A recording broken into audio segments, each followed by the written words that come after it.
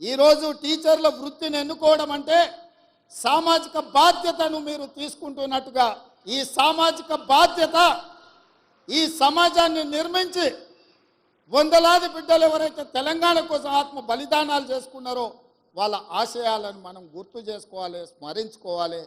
వాళ్ళు ఏ ఉద్దేశంతో, ఏ ఆలోచనతోని, ఏం ఆశించి త్యాగాలు చేసిండ్రో ఆ త్యాగాల పునాదుల మీద ఏర్పడ్డ ఈ తెలంగాణ రాష్ట్రం ఆ త్యాగాలను కొనసాగించాల్సిన బాధ్యత మన అందరి మీద ఉన్నది. ఇవాళ ఈ నియామక పత్రాలు మేము కష్టపడితే కాదు, మా అధికారులు అహర్నిశలు కష్టపడి కోర్టు కేసులను పరిష్కరించి చిక్కుములను అన్నిటిని విప్పి అహోరాత్రులు మా అధికారులు కష్టపడ్డారు. వాళ్ళందరినీ కూడా మీ చప్పట్ల ద్వారా ఒకసారి అభినందించండి.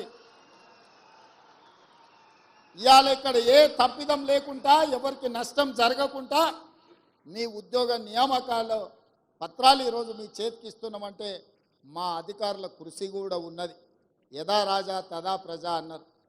మాకు మా మంత్రివర్గ సహచరులకు చిత్తశుద్ధి ఉంది, మీకు ఉద్యోగాలు ఇవ్వాలన్న ఆలోచన ఉంది, మీ పట్ల మాకు సానుభూతి ఉంది.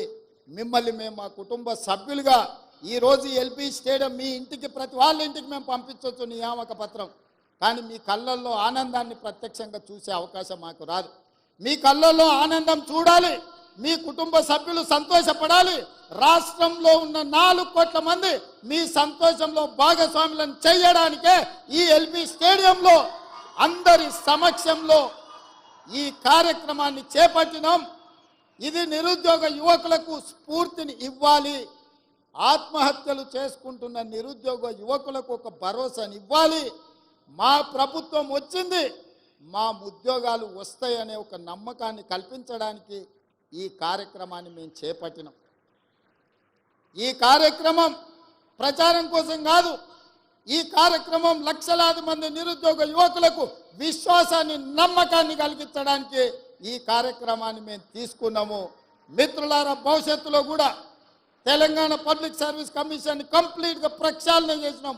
గ్రూప్ 1 నోటిఫికేషన్లు 563 ఖాళీల భర్తీల కోసం నోటిఫికేషన్ ఇచ్చినాం. దాదాపుగా మెగా డిఎస్సి నోటిఫికేషన్ ఇచ్చినాం. 11,604 ఉద్యోగ నియామకాలు, టీచర్లను కూడా నియామకాలు చేపట్టబోతున్నాం. అందుకే ఈరోజు రకరకాల వాళ్ళు రకరకాల మాటలు చెప్తుంటారు, కానీ జరుగుతున్న పరిణామాలను అంచనా వేసే శక్తి మీకు ఉన్నది. ఆలోచన చేయండి. ఈ ప్రభుత్వం మీకోసం ప్రయత్నం చేస్తుందా లేదా? ఈ ప్రభుత్వం పేదల యొక్క ఆలోచన పంచుకుంటుందా లేదా? ఈ ప్రభుత్వం పేదలను కలుస్తున్నదా లేదా? ఈ ప్రభుత్వంలో ప్రజాపాలన జరుగుతున్నదా లేదా? ప్రజల వద్దకే పరిపాలన తీసుకొచ్చినమా లేదా? గడీలలో బందీ అయిన ప్రభుత్వాన్ని గడీలు బద్దలు కొట్టి గ్రామాలకు తీసుకొచ్చినమా లేదా? ఈ 3 నెలల పరిపాలన మీద అంచనా వేసుకొని రేపు భవిష్యత్తులో తీర్పు ఇవ్వమని నేను అడుగుతున్నా. రేపు జరగబోయే ఏ ఎన్నికలైనా మా పరిపాలన మీద, మా నిర్ణయాల మీద, మేము చేస్తున్న నియామకాల మీదనే మీరు తీర్పునివ్వండి, మీరు ఆలోచన చేయండి. ఇక్కడ విన్నది గ్రామాలకు వెళ్ళి చర్చించండి. మేము చెబుతున్న మాట వాస్తవమా కాదా? ఇవాళ ప్రజలకు స్వేచ్ఛ వచ్చిందా లేదా? మీరు ఒక్కసారి ఆలోచన చేయండి. ఒకనాడు మంత్రులు ఎవరైనా మిమ్మల్ని కలిసేటోళ్ళ? ఎప్పుడైనా మీరు ముఖ్యమంత్రిని చూసిండ్రా? ఎప్పుడైనా ముఖ్యమంత్రి ఎవరైనా కలిసిండా? ఇవాళ పరిస్థితి ఉందా? మీరు ఎవరైనా రేవంత్ అన్న అంటే ఏందమ్మా అని వెనక్కి తిరిగి మాట్లాడుతున్నా కదా.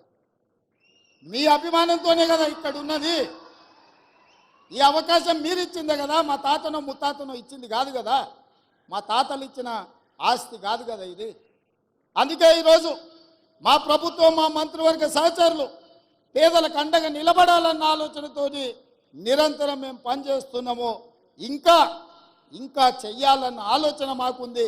మీ ప్రోత్సాహం ఉండాలి, పెద్దల ఆశీర్వాదం ఉండాలి, మిత్రుల యువమిత్రుల సహకారం ఉండాలి.